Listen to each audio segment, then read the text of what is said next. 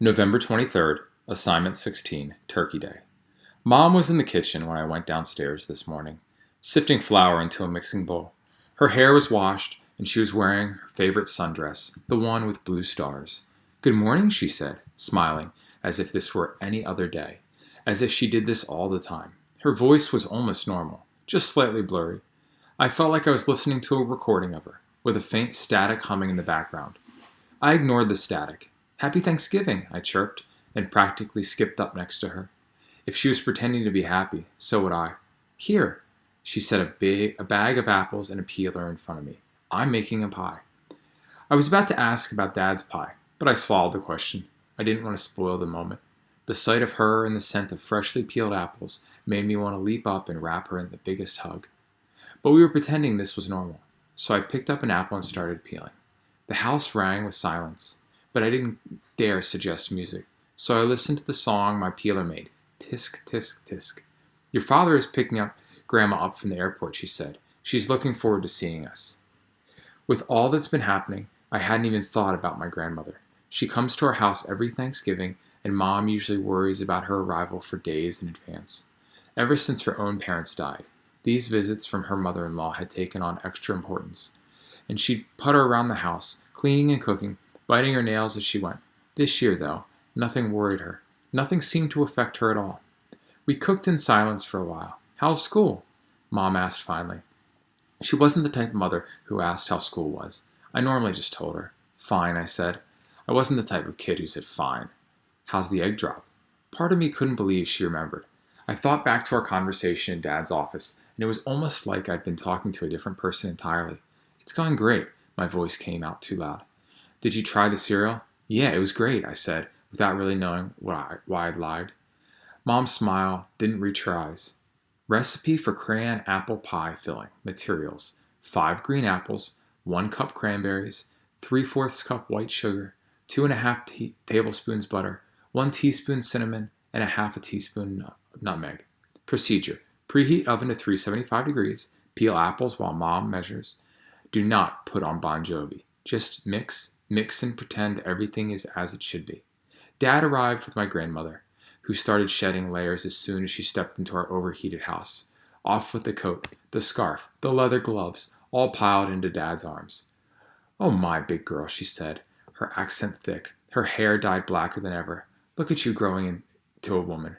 Out of her knockoff Louis Vuitton purse came gifts from Korea: dried squid and colorful erasers, and pajamas with dancing cartoon dogs and cats. "Thanks, Grandma," I said, accepting the gifts and acting as if that weren't the most awkward thing to hear.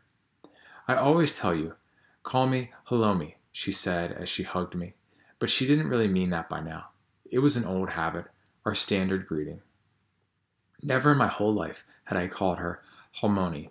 The first time I remember her saying that, Dad laughed this strange off-center laugh and said, "Okay, Grandma," and that was it. She raised him on her own, and he said he'd had enough Korean words and foods and customs while growing up. He didn't want any more culture in his life, and he could go on forever pretending the Korean half of him didn't exist. And then my grandmother was talking about her recent trip to Korea and her arch nemesis neighbor and her 42-year-old boyfriend, who she insists we call Uncle Gene. She splits her time between her family in Korea and Uncle Gene in California, and by the time she makes her way to us for Thanksgiving, she always has a treasure trove of tales. The way she was speaking reminded me of the way Mom used to be, even though they aren't related, bubbling up with laughter and stories, hands dancing in front of her. We got to eating quickly. That's the way of my family. And if my grandmother felt uncomfortable with the white food, she didn't say anything. When I was younger, she would come over and cook all of her and my Korean favorites: bimbap, kalbi, mandu, but Dad would never eat them. He winked at me and said, "I've eaten enough of Grandma's cooking for a lifetime." I've never thought about it before, how weird that was, how much he says without really saying. All I know is I will eat my mom's crayon apple pie forever. And by the time that crayon apple pie did come around, Mom was smiling and eating and asking Grandma questions. I could almost forget about this situation. I could almost forget about the quiet nights, quiet mornings, quiet darkness that had settled around our house for the past 4 months. I could almost forget about Dad bumping around the kitchen, navigating pots and pans he rarely used. and me stumbling through the science homework she'd always helped me with. Seeing her smiling, seeing her eat and smile and laugh, I could almost forget all that. Almost, but not quite. After dinner, we sat in the living room with Mom and Grandma and me on the couch. Grandma stroked my hair exactly the way Mom used to. Eventually, she made me change into my new pajamas, with the dancing cats and dogs, and I put them on for her, even though they were too scratchy and too small.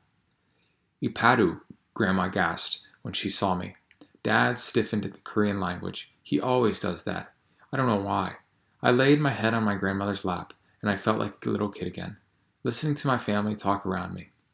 At one point, Dad started talking about his work, about his research, and I fell asleep to the sound of his voice.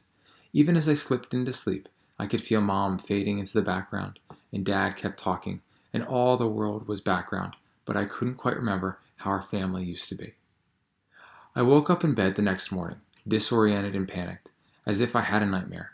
When I went downstairs, Dad was in the kitchen, taking plates out of the dishwasher and stacking them in the right cabinets, cleaning up and erasing all evidence of last night. Grandma was staying at a hotel nearby, and we were all supposed to get brunch out later, but Mom wasn't around. Their bedroom door was shut tight. "Good morning, Natalie," Dad said, his voice trying way too hard to be happy. He pointed to the top rack of the dishwasher. "Why don't you help put the glasses away?" I walked over to him and started working on the glasses, and we stepped through the kitchen in silence, with nothing but the sound of clinking dishware.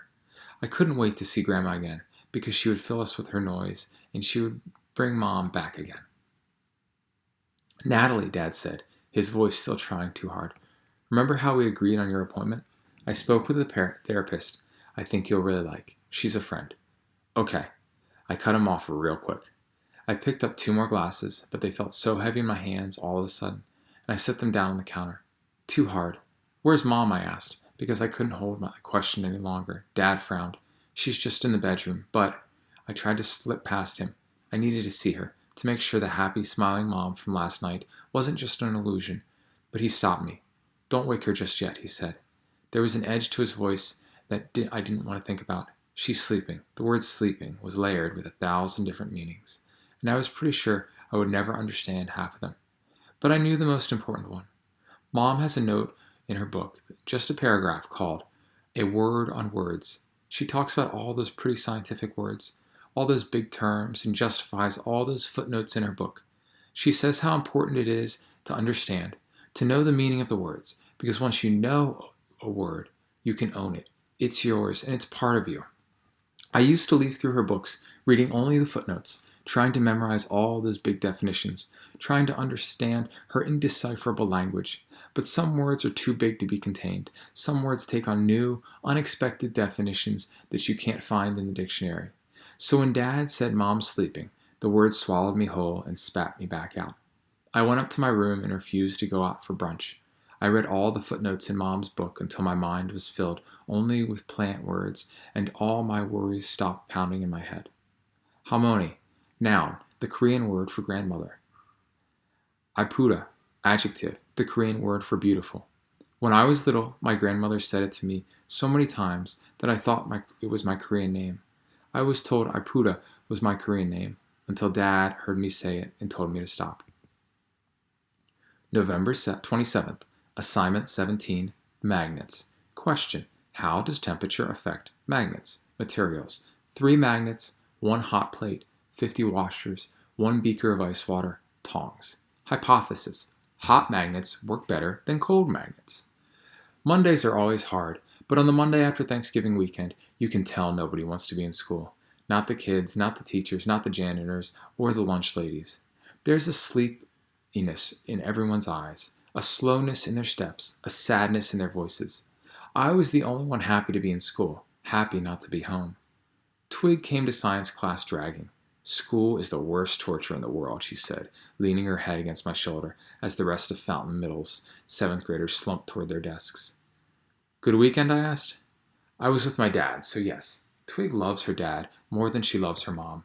She always says so, but I don't know why. She only sees her dad a few times a year, and even though Twig's mom works a lot, she's always there for Twig, always trying. Sometimes Twig seems backward to me. We've been best friends for years now, but I don't always get her. "What about you?" she asks. My grandmother came over. My stomach clenched as I thought of Grandma leaving this morning, taking her flurry of noise with her. Did she give you weird Japanese presents? Korean, and yes. Any board games? No, sorry. Twig sighed. I guess I shouldn't have expected anything to make this day better. Twig was always in a bad mood whenever she left her dad's house. That, at least, made sense to me. A few months ago, I couldn't imagine what that felt like, having a parent disappear on you. Now maybe I kind of could. Mr. Neely clapped his hands to get us settled, and we made our way to our seats. Even he was in a somber mood today. Holidays, apparently, don't make people happy. They just remind us of what we're missing every other day of the year. Today we are starting our physical science unit, and we'll begin with magnets, Mr. Neely said, trying to be chipper as usual. At your workstations, you will find 6 magnets, and you'll expose these magnets to different thermal conditions. 1 magnet will be hot, 1 cold, and 1 at room temperature. Please work in groups of 2 or 3. I think he said some more stuff after that, going on about magnet facts and educated guesses, but I wasn't listening. Twig and I were autopiloting over to our table in the back. I miss Ronaldo, Twig said. Ronaldo, I said, as we settled into our lab stools and started rearranging our materials. Our frog, she said, as if it were that obvious. I blinked at her. You mean the one we dissected? Twig held a hand up and looked to the sky. Rest in peace. Mr. Neely was instructing us to note our materials and hypothesis in our lab books. And I was vaguely listening and vaguely following instructions when Dari pulled up a stool and sat at our table. He didn't even say anything, just sat down. Here's a hypothesis. Twig won't take kindly to a newcomer. I said. Twig narrowed her eyes at him in a way that was meant to be intimidating, but kind of made her look like a sleepy cat. I realized I never told her about Dari's potato in our weird mini conversation, although I meant to. George is sick, Dari said, referring to his usual lab partner. Dari seemed older than everyone else in our year. Not in a way that he looked, although he was the tallest boy in our class, but in that way he was. He didn't seem to care when people looked at him funny, and he didn't react the way Twig did, by doing something even weirder. He just shrugged and smiled and kept looking you right in the eye. It made me uncomfortable. Other people started looking at him weird too, and Michaela whispered something to Jamie. I knew she was probably surprised Twig and I were talking to a boy, and she was probably saying something mean about us. But I almost don't blame her. If George was sick, Dari should have gone with Tom K. and Nick, because boys went with boys and girls went with girls. That's pretty much the unspoken rule of middle school. Dari shrugged and smiled and continued to sit next to us. When it became obvious that he wasn't moving, Twig grunted and slid our materials over to him. Might as well get started. So Dari got started. We watched him scribble notes into his lab book and organize the materials, and within 5 minutes, we had a hot magnet, a cold magnet, and a magnet at room temperature. Sorry, I should have let you guys help more. I guess I kind of got carried away. His cheeks got darker, and he seemed genuinely sorry for doing all the work. George doesn't really contribute at all, so... Twig gaped at the magnets. Her mouth actually fell open. Normally, it takes us a whole class period to do an experiment because we get distracted talking about which superpower we'd rather have, and then realize halfway through that we never listened to the directions and did the project entirely wrong. Well, Twig nodded, her face serious. We would have liked you to contribute more, but if you let me do the hot magnet, I won't tell on you. Dari smiled big and stuck out his hand for Twig to shake. Then he stuck his hand out for me, and as we shook it, I could tell he'd got us. Maybe we kind of got him too. Twig picked up the tongs and plucked the magnet off the hot plate. It took her a couple tries to get it, but once she did, she yelped in excitement and held the magnet over the washers. We counted how many washers the hot magnet picked up, a grand total of 13. Dari did room temperature and got 21. I did cold and got 29. Twig jumped up and shouted, "You won, Natalie, you won!" I smiled at Twig, but I felt a twisting in my stomach, like my hypothesis was wrong and the world didn't quite work like I thought it did. Then Dari started explaining why the cold magnet worked best. Something about hot magnets having disorderly molecules. And Twig nodded along like she was actually listening. She was being so un-Twig-like, paying attention to our science experiment. So I tuned them out and started doodling snowflakes and flowers in my notebook. It's funny how the cold magnets actually worked best. It's like how perennial plants seem to die in the winter, but really, they're just waiting till everything is all right again. Maybe it's not such a surprise that there's strength in the cold. Maybe sometimes the strongest thing of all is knowing that one day you'll be all right, and waiting until you can come out into the sun. After school, as Twig and I were biking back to her house, bundled up against the too cold air, she said, I think we should adopt him. For one strange moment, I thought she was talking about Ronaldo, our cut-open frog, but then she said, we'd never have to struggle through his assignments, and we'd get A's just for sitting there. All at once, she was the Twig I knew and the Twig I did not know.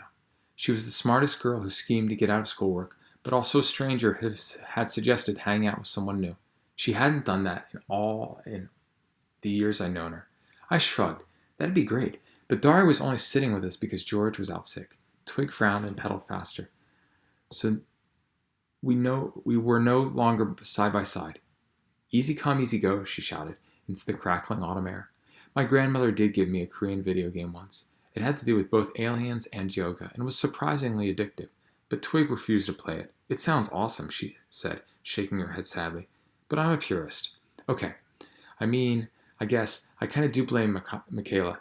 Boys are part of the reason we aren't friends anymore. After all, in 4th grade, she became obsessed with boys and wanted to pretend we all had boyfriends and discuss which one of us would get a boyfriend first. And who even cares? Me, invisibility. Twig, shape-shifting. One time, when I slept over at Twig's place, her mom commented that Twig should try to branch out and find more friends than just me. This was a little insulting, to be honest, but Twig shut her down real fast. I didn't need anyone else, thank you very much, she said. Clarissa never brought it up again, and at least not in front of me, and I never asked her about it either.